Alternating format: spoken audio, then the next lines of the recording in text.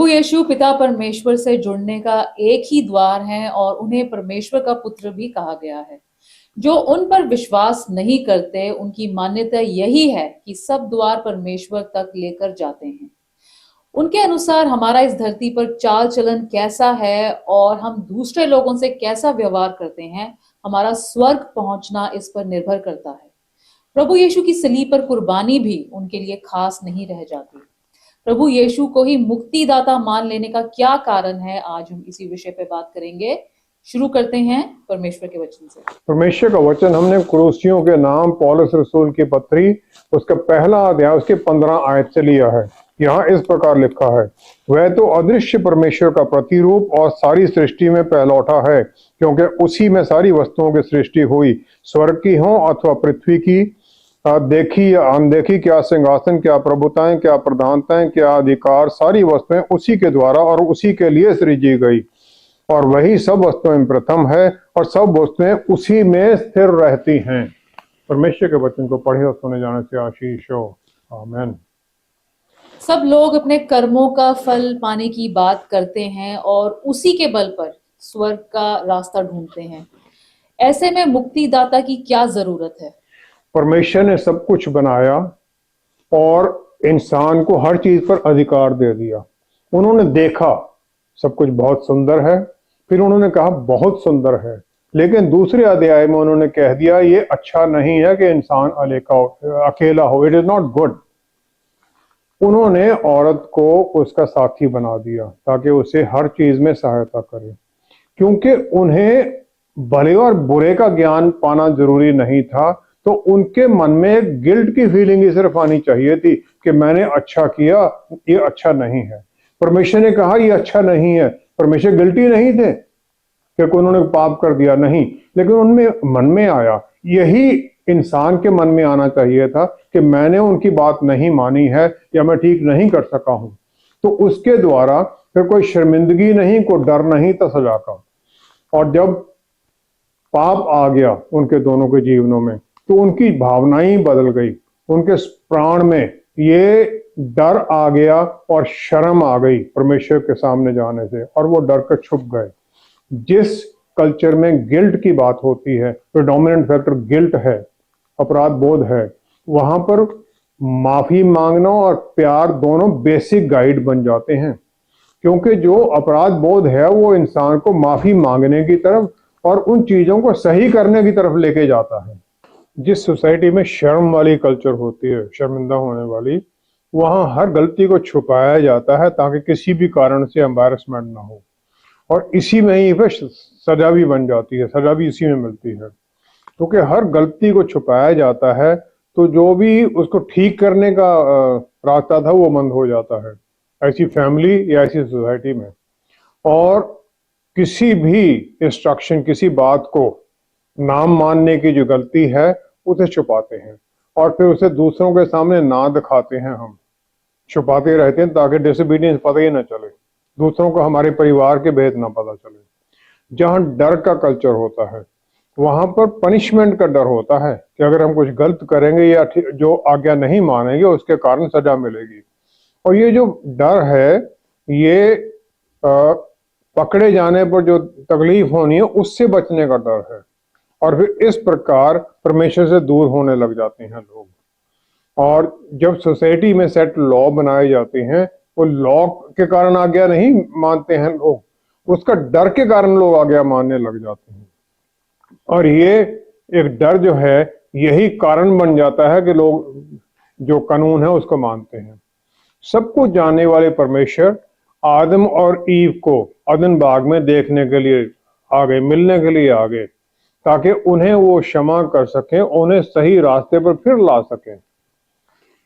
और उसके बाद में पाप इतना बढ़ गया सोसाइटी के अंदर कि काइन ने अपने ही भाई हावल का वध कर दिया, और वो भी गुस्से के कारण और ईर्ष्या के कारण।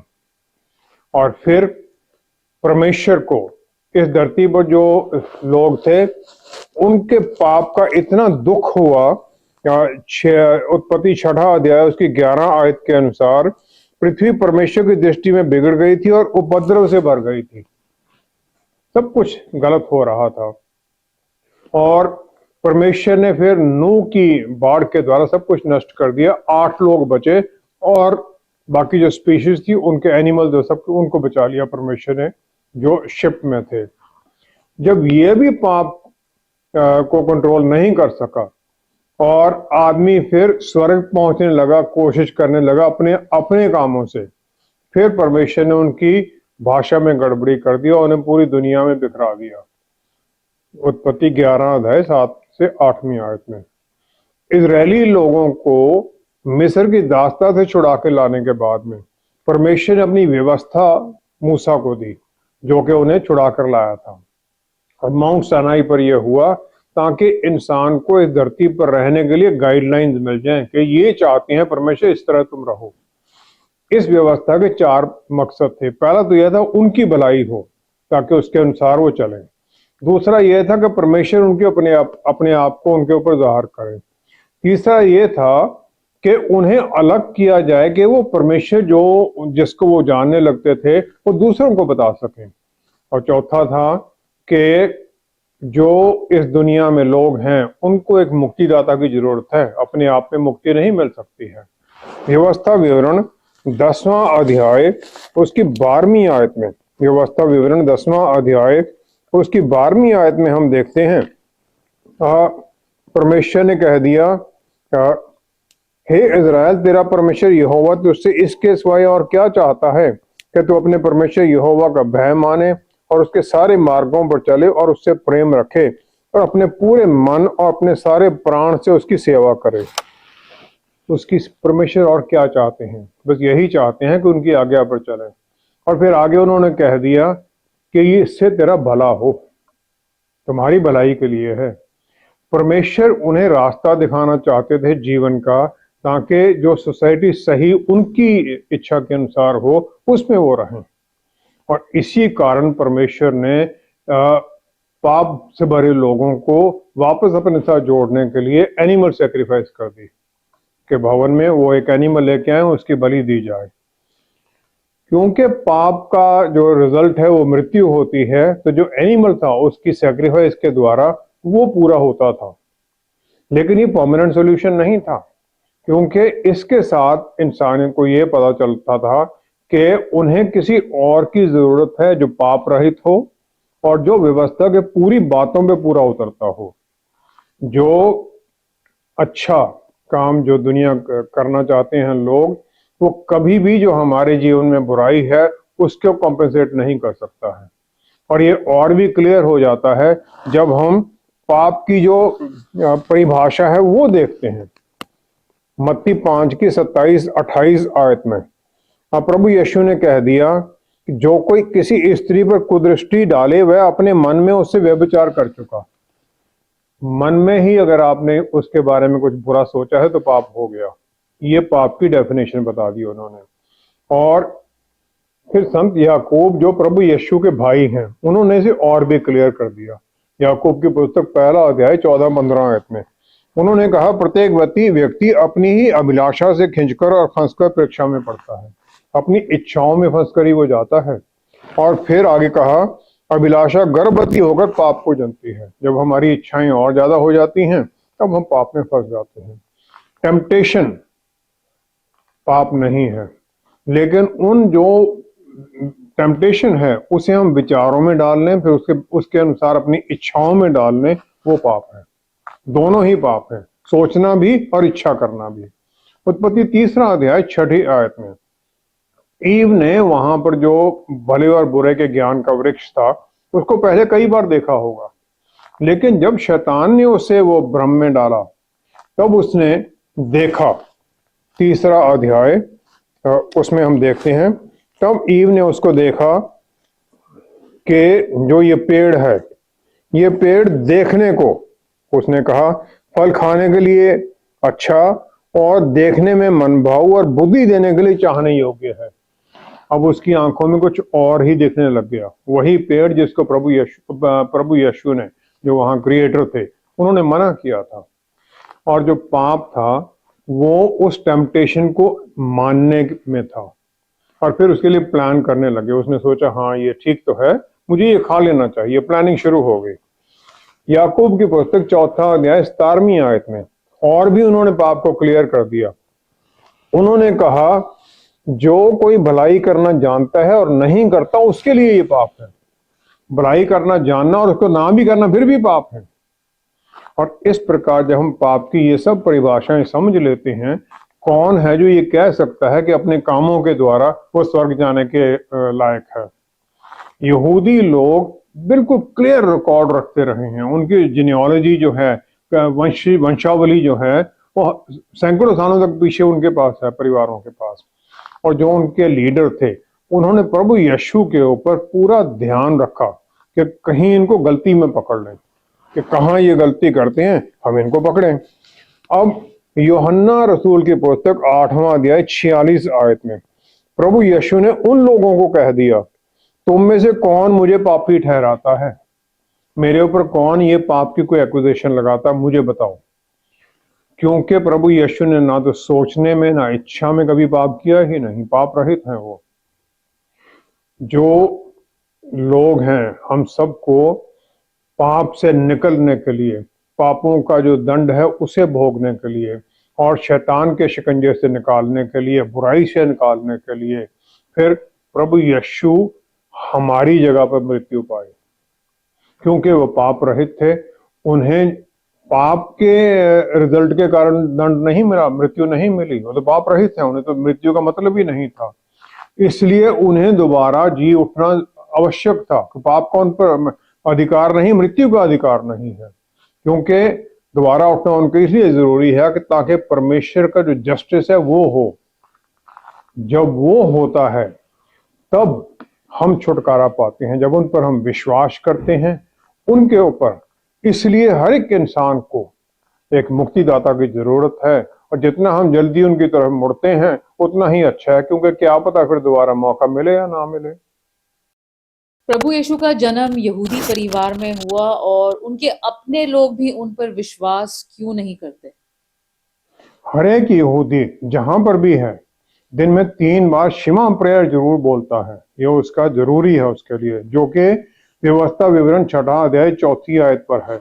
मूसा ने इजरायलियों को कहा, हे इजराइल सुन, यहोवा हमारा परमेश्वर है, यहोवा एक ही है। तो अपने परमेश्वर यहोवा से अपने सारे मन और सारे जीव और सारी शक्ति के साथ प्रेम रखना। परमेश्वर एक ही है। शुरू से ही जब वचन लिखा गया है, उत्पत्ति पहले ही अध्याय से पवित्र आत्मा का मेंशन किया गया है।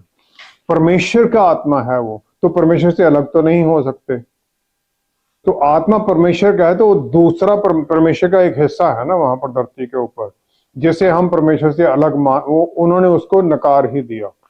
जो यहूदी मिस्टिक्स हैं, वो उनका कबाला एक वो है, उनकी इंटरप्रिटेशन है, जिसके अनुसार फिर वो जो बनाया गया सब कुछ उसे बताते हैं।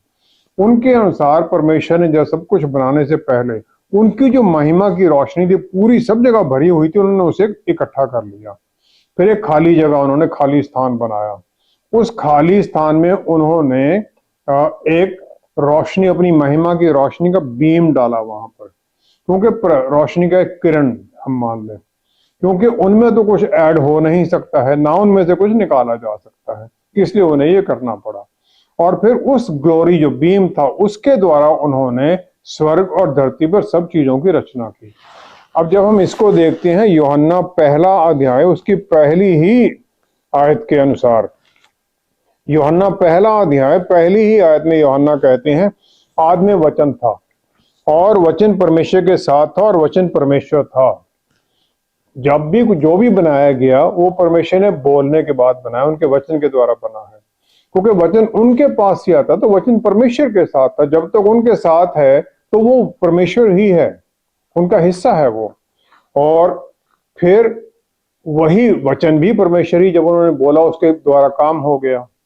और फिर उन्हें, प्रभु यीशु को उन्होंने कह दिया ये क्रिएटर है सब कुछ और इनके द्वारा जीवन है। उन्होंने कहा 4 आयत में, उसमें जीवन था और वह जीवन मनुष्यों की ज्योति था। और फिर उन्होंने 9वीं आयत में कह दिया, सच्ची ज्योति जो हर एक मनुष्य को प्रकाशित करती है जगत में आने वाली थी। सच्ची ज्योति जो हर एक मनुष्य को प्रकट करती है। प्रभु यीशु वो सच्ची ज्योति हैं, और वो ज्योति जो है हर एक को दी गई, जो महिमा की रोशनी उन्होंने दी, हर एक इंसान को एक ग्लोरी, एक अपना उसका एक ऑरा है, वो दिया गया। जो यहूदी लोग हैं वो व्यवस्था को अपने ही तरीके से मानने लग गए, अपने ही तरीके से उन्होंने कर दिया। उसके साथ उन्होंने 613 कमांड लगा दी, जो कि हर यहूदी को माननी होती। 613 याद भी नहीं होगी लोगों को। और फिर उन्होंने यशायाह नबी की जो प्रोफेसी थी, भविष्यवाणी थी प्रभु यीशु के सफरिंग के बारे में, कष्ट उठाने के बारे में, यशायाह 53 में, उन्होंने उसे तो इग्नोर ही कर दिया, क्योंकि उसके द्वारा, उनके दुख उठाने के द्वारा हमें पापों से और शैतान से मुक्ति मिलती है। और फिर जो उनका विश्वास था वचन के अनुसार जो था, उसे उन्होंने रिचुअल्स में बदल दिया, प्रथाओं में बदल दिया, जहां पर फिर जो कस्टम्स थी, जो प्रथा थी, वो ज्यादा इंपॉर्टेंट बन गई विश्वास से। यहूदी ये मानते हैं कि जिस दिन मसीहा आएगा वो इस धरती पर अपना राज्य स्थापित करेंगे और शांति ले आएंगे, जो कि प्रभु यीशु के दोबारा आगमन के बारे में हम जानते हैं। ये उस समय वो जज करेंगे, न्याय करेंगे, और सब जो पापी हैं उन्हें कंडेम करेंगे। और जो एनिमल सैक्रिफाइस थी और जो ईयरली फेस्टिवल होते थे, साल में 4 फेस्टिवल थे यहूदियों के, जहां उनको जाना ही पड़ता था यरूशलेम, तो उसमें भी उसके कारण यरूशलेम की जो इकोनॉमी थी, वहां धन दौलत आता था, वो भी एक कारण था। दूसरा इतिहास 7वां अध्याय, उसकी 4, 5वीं आयत में हम देखते हैं, जब सुलेमान ने भवन बनाया परमेश्वर का, तो उसके डेडिकेशन के समय का बात है ये। तब प्रजा समेत राजा ने यहोवा को बलि चढ़ाई। राजा सुलेमान ने 22,000 बैल और 1,20,000 भेड़ बकरियां चढ़ाई। 22,000 बैल, 1,20,000 भेड़ बकरियां। और ये माना जाता है कि जब साल का फेस्टिवल होता था, 4 बार होता था, तकरीबन 1,20,000 जानवर वहां बलि चढ़ाए जाते थे। और वो कहां से आते थे? जो ये एनिमल्स थे, जो भेड़ें थी, ये बेथलेहम के एरिया में उन्हें पाला पोसा जाता था, जहां प्रभु यीशु का जन्म भी हुआ। और जो ये बिजनेस था, ये हाई प्रीस्ट और उसके परिवार वाले, और जो सनहेड्रिन, जो उनकी काउंसिल थी, उसके जो मेंबर थे, लीडर थे, उनके कंट्रोल में था। जो यहूदी अमीर लोग थे, जिनका इन्फ्लुएंस था, वो 70 मेंबर्स की जो सुप्रीम काउंसिल थी यहूदियों की, सनहेड्रिन, उसके मेंबर थे, और चीफ प्रीस्ट उसको कंट्रोल करता था। यूहन्ना 7 की 40 आयत में हम देखते हैं, यूहन्ना 7 उसकी 40 आयत के अनुसार, 40 से 53 में, प्रभु यीशु का वचन जो सुनते थे वो विश्वास में आने लग गए, और विश्वास से फिर बातें करने लग गए। 40 आयत में लिखा है, लोगों ने कहा, यही वह भविष्यवक्ता है जिसके बारे में मूसा ने कहा था कि मेरे बाद में एक भविष्यवक्ता आएगा, तुम उसकी बात मानोगे। फिर कुछ ने कह दिया, ये क्राइस्ट है, अनॉइंटेड। मूसा ने वो व्यवस्था विवरण 18 की 18 में कहा था भविष्यवक्ता के बारे में। कुछ ने कहा दिया ये क्राइस्ट है, अनॉइंटेड वन, जो मसा किया हुआ है परमेश्वर के द्वारा। लेकिन उन्हें चुप करा दिया गया इस बात पर कि जो मसीह है वो तो बेथलेहम में जन्म लेगा, गलीली से कैसे आ सकता है। किसी ने ये पूछने की कोशिश ही नहीं की, सोचने की कोशिश ही नहीं की, प्रभु यीशु का जन्म बेथलेहम में हुआ था। और फिर उसके आगे हम देखते हैं निकोडिमस, जो प्रभु यीशु के पास रात को आया था, यूहन्ना 3 अध्याय 2 आयत के अनुसार, उसने फिर सवाल पूछ लिया। उसने पूछा कि क्या हमारी व्यवस्था, 7वां अध्याय उसकी 51 आयत में, क्या हमारी व्यवस्था किसी व्यक्ति को जब तक पहले उसकी सुनकर जान न ले वह क्या करता है दोषी ठहराती है? क्योंकि सनहेड्रिन ने प्रभु यीशु को दोषी ठहरा भी दिया था 7वें ही यूहन्ना के उसमें चैप्टर में, और उनके ऊपर दंड लगाने की कोशिश कर रहे थे वो। और इस प्रकार निकोडिमस को भी चुप करा दिया गया, क्योंकि सब लोग जो चीफ प्रीस्ट के साथ मिले हुए थे, उन्हें अपनी पोजीशन का खतरा था। जब लाजरस को जिंदा किया गया प्रभु यीशु द्वारा, वो 4 दिन तक मृतक रहा, और फिर उनके अगेंस्ट भी जो यहूदी लोग थे, उन्होंने ये बात उठा दी। यहूदी लोगों ने क्या कह दिया, 11 यूहन्ना 47-48 आयत में। उन्होंने फिर प्रधान याजकों और फरीसियों ने महासभा बुलाई और कहा, हम करते क्या हैं? यह मनुष्य तो बहुत चिन्ह दिखाता है। यदि हम उसे यूं ही छोड़ दें तो सब उस पर विश्वास ले आएंगे और रोमी आकर हमारी जगह और जाति दोनों पर अधिकार कर लेंगे। अब उन्हें डर किस चीज का है कि हमारा जो पोजीशन उसे पकड़ लिया जाएगा। चीफ प्रीस्ट और जो लीडर्स थे उन्हें लोगों को वचन के अनुसार समझाना था और वचन की आज्ञाकारिता में लाना था, क्योंकि पुराने नियम में अनगिनत भविष्यवाणियां की गई हैं मसीहा प्रभु यीशु के बारे में। लोग उनकी ईगरली वेट कर रहे थे और यहूदी आज भी वेट कर रहे हैं। और बहुत लोग खड़े हुए जिन्होंने कहा मैं मसीहा हूं, और फिर उन्हें जांचा गया यहूदी लीडर्स के द्वारा। लेकिन क्योंकि यहूदी लीडर्स का जो कंसर्न था वो अपनी पोजीशन के बारे में ज्यादा था, वो लीडरशिप गाइड करने के चक्कर में तो भूल ही गए थे। वो मत्ती 28 की 12-14 आयत में हम देखते हैं, जो रोमी सैनिक थे जिन्होंने कब्र के ऊपर वो स्वर्गदूतों को देखा, पत्थर को हटते हुए देखा बगैर किसी के एफर्ट के, खाली टूम को देखा, खाली कब्र को, मेरी मैगदलीन से प्रभु यीशु को बातें करते हुए देखा, जी उठने के बाद में उन्होंने सब कुछ देखा। लेकिन जब आकर उन्होंने ये बातें यहूदी लीडर्स को बताई तो उन्हें, यहाँ लिखा गया है मत्ती 28 की 12 आयत में, उन्होंने पूर्णियों के साथ इकट्ठे होकर सम्मति की और सिपाहियों को बहुत चांदी देकर कहा, ये कहना कि रात को जब हम सो रहे थे उसके चेले आकर उसे चुरा ले गए। और आगे लिखा है आज तक ये यहूदियों में प्रचलित है।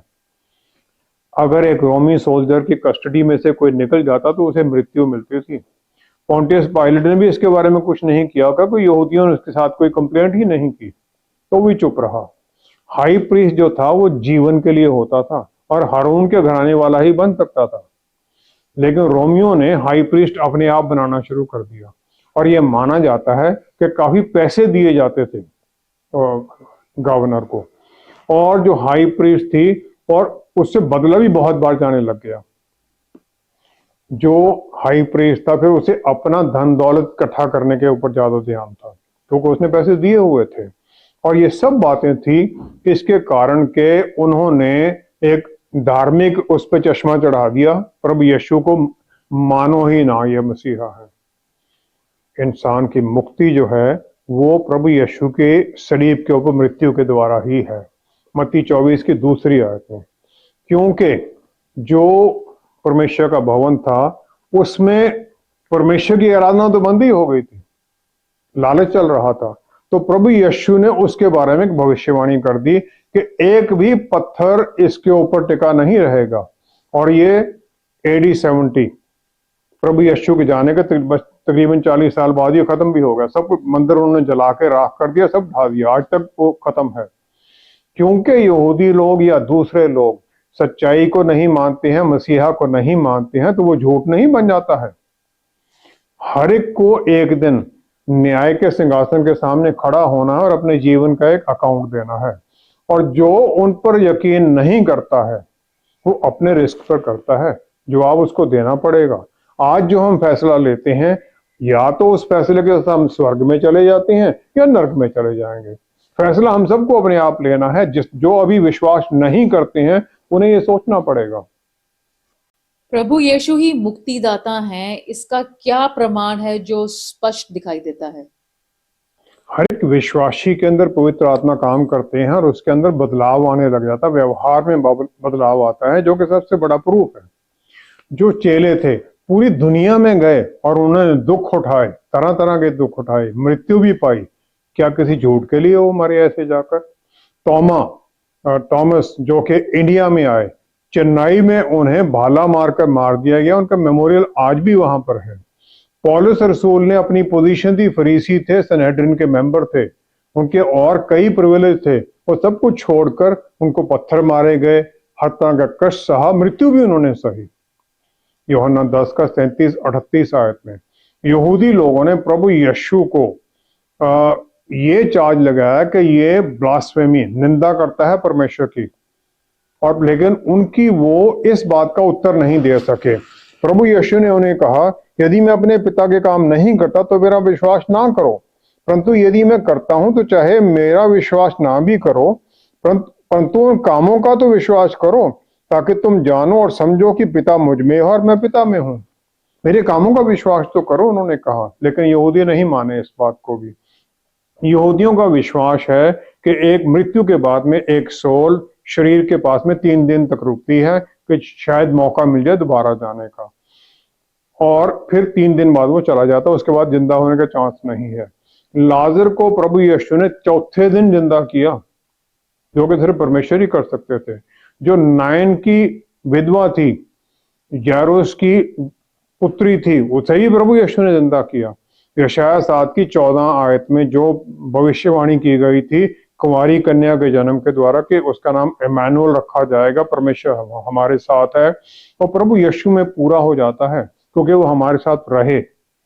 मरियम ही एक औरत थी इस धरती के ऊपर उस समय जो ये जानती थी कि उसका पिता कौन है, और वो उनसे प्यार भी बहुत करती थी। और फिर जब उन्होंने देखा फरीसी लोग उनके पीछे पड़े हुए हैं, तो वो प्रभु यीशु को मिलने के लिए आ गए। ये देखते हैं मत्ती 12 के 46 में। जो प्रभु यीशु के ऊपर मेन चार्ज था यहूदी लोगों का, वो था कि वो अपने आप को परमेश्वर का पुत्र कहलाते हैं। जब प्रभु यीशु को गेत्सेमनी पार्क में पकड़ लिया गया और उन्हें क्रूस पर चढ़ाए जाना है, और उन्हें वो लेके जा रहे थे पायलट के पास, तो मरियम के पास ये समय था, उससे प्यार करती थी अपने बेटे से। क्यों नहीं उसने जाके कह दिया कि इसका तो पिता भी ये झूठ बोल रहा है, इसका पिता तो फलाना है, मुझे पता है, मैं इसकी माँ हूं, और उसको बचा सकती थी।